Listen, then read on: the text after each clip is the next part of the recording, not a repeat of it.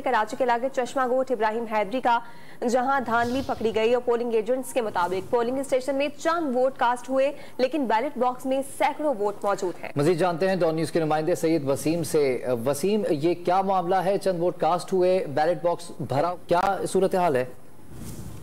जी देखें, यहाँ पर चश्मा कोट का इलाका है, जिला मलीर की हुदूद लगती है इब्राहिम हैदरी, जहाँ पर ये वाकया पेश आया है, जहाँ पर जो पोलिंग एजेंट्स हैं उन्होंने अचानक जो है वो बैलेट बॉक्स का जब जायजा लिया तो ये खाना खाने के लिए अपने गए थे, तो उसके बीच उस दौरान जो है वो इनका ये कहना है कि यहाँ पर ये धांधली हुई है और बैलेट बॉक्स के अंदर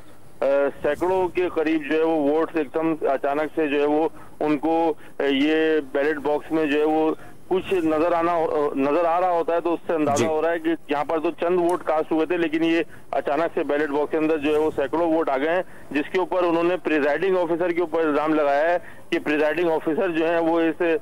पोलिंग स्टेशन के वो भी इस धांधली के अंदर मुलविस हैं। और जब प्रिजाइडिंग ऑफिसर के ऊपर इल्जाम लगाया तो प्रिजाइडिंग ऑफिसर ने पोलिंग एजेंट्स का मोबाइल लेकर उनसे छीन लिया। ठीक है सैयद वसीम, आपने अपडेट किया, आपका बहुत शुक्रिया।